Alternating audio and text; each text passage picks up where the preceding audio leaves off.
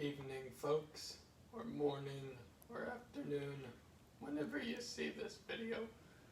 Um, it's your host, the Indomi-Nick Rex, and we are back for another Bible study here on the Random Fandom. I told you I'd do my best to make this a weekly thing. Well, it's been a week, and I'm here with another episode, and we are picking right back where we left off in the book of Genesis. When last we left off, we were on chapter 1. Now we're in chapter 2, dos, dua, or what? I don't know all the languages for it, but we're in chapter 2. So, the first episode wasn't really greeted with a whole lot of reception, and we could do some things to spice things up here, but you know, it's not all about the views and whatnot. I'm trying to just get the content out there, and besides that, I'm just trying to spread the word and hopefully get some curiosity into the minds of some people. Now, don't get me wrong, it always helps when people view our episodes and go down into the comment section, you know, because we want to hear your comments, we want to hear your opinions, so it would help us greatly if you would do that. I'm just saying this as I don't know, Ravenwood's kind of gotten a bit fidgety. He's been telling me, we need more, so I'm just letting you all know now, help. It never hurts to have a little bit more to help out with the channel. I personally couldn't care less. You know, y'all operate on your own time and do what y'all do at your own pace. I'm just letting you know, the higher ups, the people that you know, help me out to work this channel, they would appreciate a little more. They appreciate a little more than I care for. So, with that said, now that we've dispensed with the pleasantries, why don't we get all that out of the way and get started right down to the important stuff, shall we? We shall. Alright, chapter 2. When last we left off, we were at the part where in 6 days God had created the heavens, the earth, the beasts of the fields, and all the creeping and crawling and flying creatures that roam the land, from birds to cattle to dinosaurs to, you know, to mammals to sharks to fish, all kinds of things. Then came the 7th day, and on the 7th day God rested, because man was already created on the 6th day. So all that was left at this point was for God to admire his work. And as we go on here, thus the heavens and the earth were finished, and all the hosts of them. And on the 7th day God finished his work that he had done, and he rested on the 7th day from all of his work that he had done. So God blessed the 7th day and made it holy, because on it God rested from all his work that he had done in creation. This is why many people associate Sunday as a holy day, and so that's why not a whole lot of people, you know, do anything quite extraneous on Sunday. Sunday is the day of rest. Then again, a lot of people still have work, you know, they have to provide for jobs and families, so, you know, no rest for the weary. Not everybody gets the rest on Sunday, but usually Sunday is the day when people go to church, they hear about the word, they come home feeling like they've learned something from the experience, they've grown closer to God, as he had also rested on the seventh day, and people would often take the opportunity to come home from church, from work, or they're getting ready from work, or, you know, it's usually a day of rest. That's what Sunday is associated. Because on that day, God rested.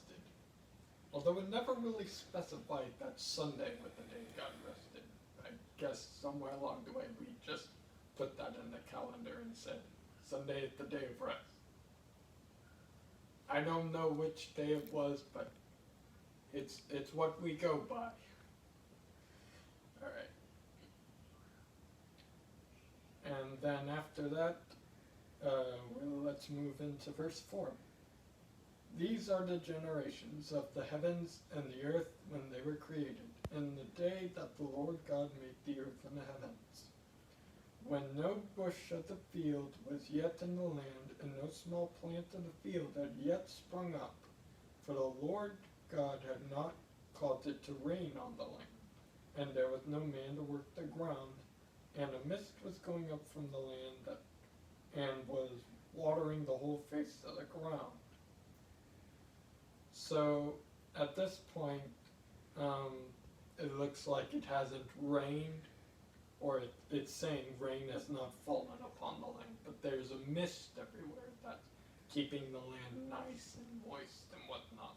I mean, who doesn't love a little bit of moistness in their lives, I guess. That was a joke. Please don't think I meant anything by it.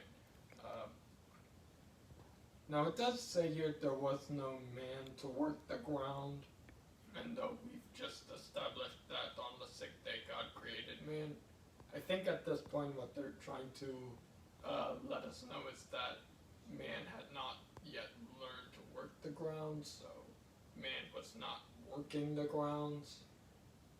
So at this point, there was no man who could work the ground, to work the ground. I mean, there was only one man at the time, so I doubt he could work all the fields himself. I mean, if there's one single man out there who can work all the fields by himself, more power to you. I'm not talking about Chuck Norris. I'm talking about, actual physical labor and not just legends that circulate one person. I mean, don't get me wrong, I'm a bit of a Chuck Norris fan myself. He's a pretty popular action star. I doubt even he could tend all these fields all by himself when there was hardly anything else out there. So, right, verse 7. Then the Lord God formed the man of dust from the ground and breathed into his nostrils the breath of life, and the man became a living creature. So man is officially born from dust. I get that's why a lot of people say at funerals, from dust he came, to dust he returns, or I don't know, I've heard it many different ways. That's just the best way I can summarize it. But essentially, here it says, man came from dust, and yeah, pretty much, we're all going to return to dust one of these days. It's an inevitability, but hey, let's enjoy it while it lasts, eh? Moving on. And the Lord planted a garden in Eden in the east, and there he put the man whom he had formed. So at this point, man lives in the Garden of Eden, which God had created for man to work in. So at this point, the first man has a pretty nice job working in God's garden. I mean, that's not bad. It's not a bad deal. Let's hope everything goes well, right? As if that would ever happen. We all know how the story ends by this point. Or at least I hope most of you do. Well, I guess that's why I'm here, to relay the message. Alright, now where were we? Oh yeah.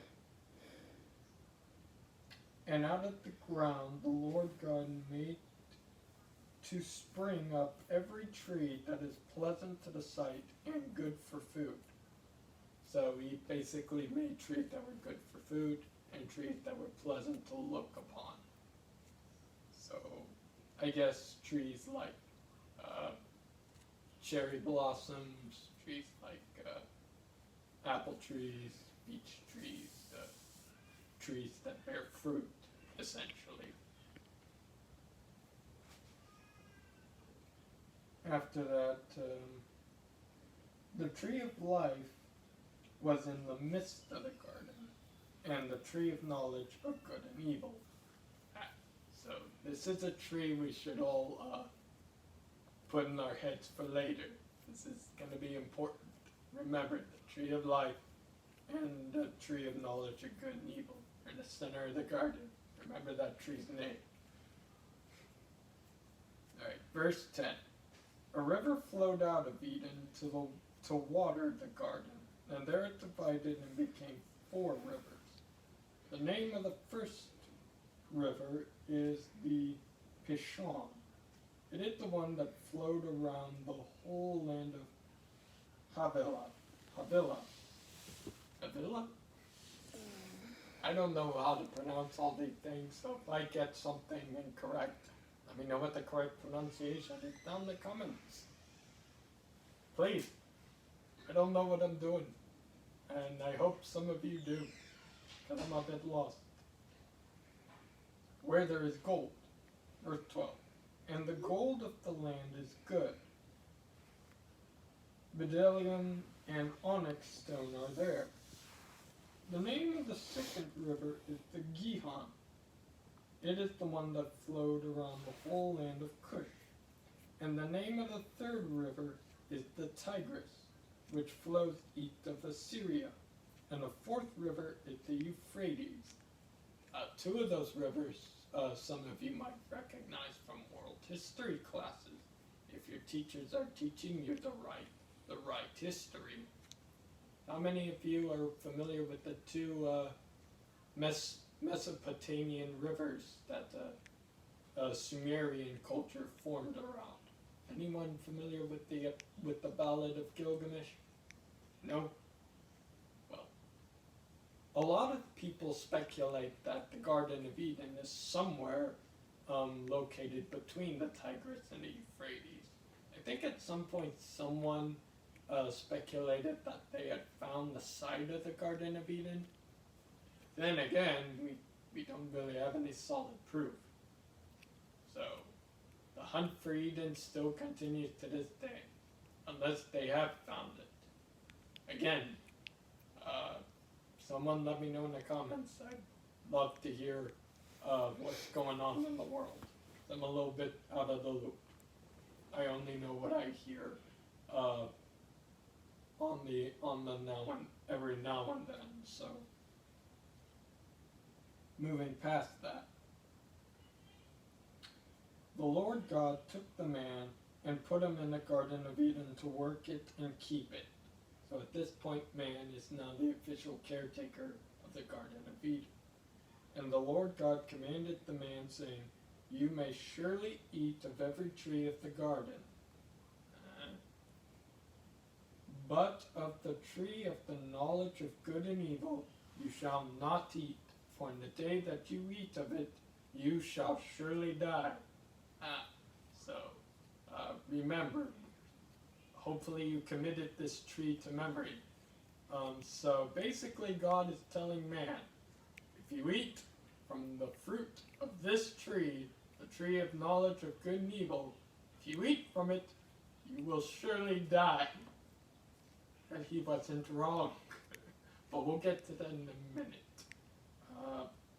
But just remember, God is telling this man, don't eat from the tree. We'll get on to that story a bit later. But chapter 2 is coming to an end, so I'll go ahead and wrap things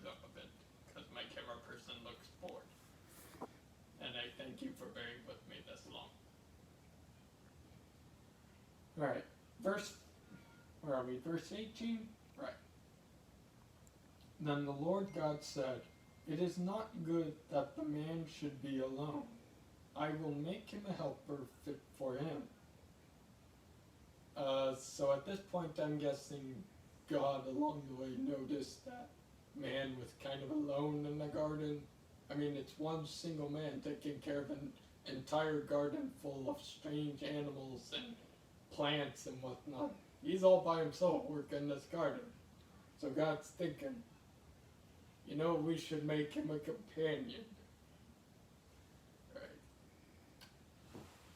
Now out of the ground the Lord God had formed every beast of the field and every bird of the heavens and brought them to the man to see what he would call them. And whatever the man called every living creature, that was its name. So this first man, God charged him with naming every single beast of the field. God sent to him creatures like dogs, cats, turtles, hamsters, guinea pig, ducks, geese. I feel bad for this man if he had to name the first goose. I mean, I can't imagine that goose was friendly, because geese are nasty creatures. They will just hiss and bite at you for no reason. Like, you could just be standing next to a lake doing nothing, and a goose will just come at you and bite at your feet. So I feel kind of sad for the first man if he had to name the goose. I can't imagine it was a pleasant experience for him. Then again, is it ever a pleasant experience when you have to encounter the goose? A goose is worse than any reptile, worse than a spider. I said it, bite me. You think spiders are creepy crawling around the floor? The goose will get you just for breathing. At least spiders are chill. The goose just doesn't know when to chill. So ladies, if there's a creature out there you should be afraid of, it's the goose, not the spider. And men too. I know there's a lot of guys out there who are afraid of spiders. And I'm saying, don't be afraid of spiders. Be afraid of geese. Or the goose. They're evil creatures. More so than spiders. So at this point, God has sent every beast of the field and of the air and of the... Well, I can't imagine he sent every beast of the sea, because I don't know how they would get up on the land.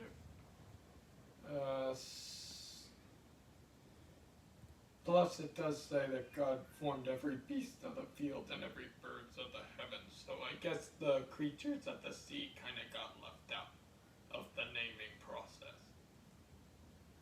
Which is probably why our own oceans nowadays are still less explored than space.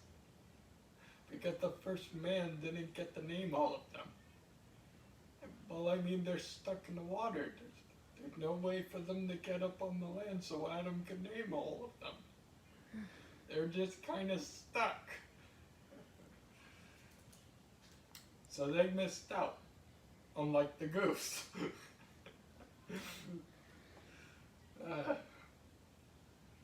Alright, so... Right, God had brought them to the man, and then he would see what he would call them. And whatever the man called every living creature, that was its name. The man gave names to all livestock, and to the birds of the heavens, and to every beast of the field. But for Adam there was not found a helper fit for him. So, God was searching for a companion for him, but the first man didn't find a companion that was fit for him from all the beasts of the field. So, sorry dogs, I guess you're not man's best friend at this point yet. You'll get your chance, but not yet. Moving on from that.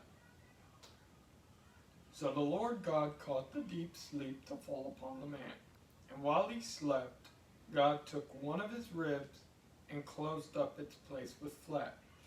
So if you're ever studying anatomy and you're wondering why man has one less rib cage on one side than he does the other, it's because God took one of man's ribs to form the woman. Oh wait, we haven't gotten there yet. Well, now you know how the woman was created. So, hey, I'm gonna joke around here a bit. Ladies, if your boyfriend ever forgets to get you a Valentine's gift, which I hear is coming up, so if your boyfriend ever forgets to give you a box of chocolates or some gift on Valentine's Day, try and keep this in mind biblically. Man gave women a rib.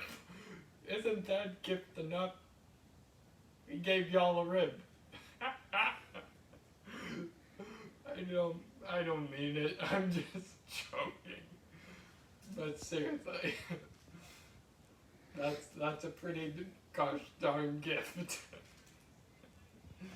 No one's gonna watch this video. Alright. So, God closed up the space with flesh. And the rib that the Lord God had taken from the man, he made into a woman, and brought her to the man. So, at this point, God has created woman using the rib from the man. And God brought her to the man. Now, some people may argue, well, why did God do this without Adam's consent? Well, there's nothing to say that Adam didn't give him his consent. There's a lot that isn't said in the Bible. There's a lot that probably could have been said in the Bible. Not everything has been written down for us, and there's a lot, especially in these newly translated Bibles. Well, I say new, but in translations like the ESV, the New Standard Versions, and all the nowadays translate, a lot of things get lost in translation. So for all of you out there who are like, God did this without Adam's consent, he's evil, he did a bad thing, lower your pitchforks and torches, okay? There's nothing to say he didn't do it without consent. All it says is that he put man to sleep so that he could give him a companion. There's nothing to say he couldn't have been like, hey Adam, yes Lord, can you go to sleep for me? Okay Lord, you go to sleep. I mean, it could have gone down like that. I'm paraphrasing, but it does say that God, cast, he caused the deep sleep to fall upon the man. But it doesn't say whether or not he did it without man's consent or not.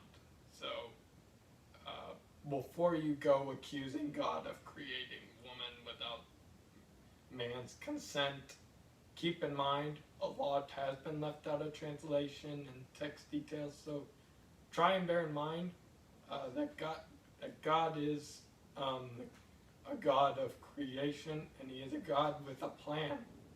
I doubt he would, and plus man is his creation, so is woman. So, I mean, if you think of it this way, God created woman from man. I was going somewhere with this and I lost my train of thought because there was some noise in the background, and I apologize for that. Where I believe I was going with this essentially was you shouldn't, anyone out there who does get the idea in their head that God probably shouldn't have done this without man's consent, there's nothing to say he didn't. And even then, it is God's world to do with as he pleases. We are the ones here to serve God and tend to the fields. We're basically his employees. He told us go tend to the earth. We are here to tend the earth. And God just gave us an extra helper, or rather, He gave the first man an extra employee to work with him. So, I don't know, I'm trying to find a way to paraphrase this, but I'm failing horribly at it, so that's what the comment section is for. Haha. Someone please help me summarize this in a way that makes sense, or if you understand where I'm going with this, please help me out, because I'm not good at this. I've expressed this profusely in the first episode, and I'm only gonna get worse. And we're only in chapter 2. Right. So, woman was brought to the man. Then the man said, "This is at last the bone of my bones, and the flesh of my flesh. She shall be called woman, because she was taken out of man, and thus officially woman was born," or created, I guess. "Therefore a man shall leave his father and his mother, and hold fast to his wife, and they shall become one flesh. And the man and his wife were both naked and were not ashamed."